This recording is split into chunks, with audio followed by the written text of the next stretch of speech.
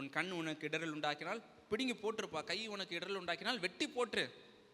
ஆனால் உண்மையாக வெட்டி போட சொல்லலை, பிடுங்கி போட சொல்லலை, மாறா அது மிகைப்படுத்தப்பட்ட ஒரு பேச்சு. அதெல்லாம் பேச்சு திறன்னு சொல்லுவாங்க. அதனுடைய அர்த்தம் என்ன?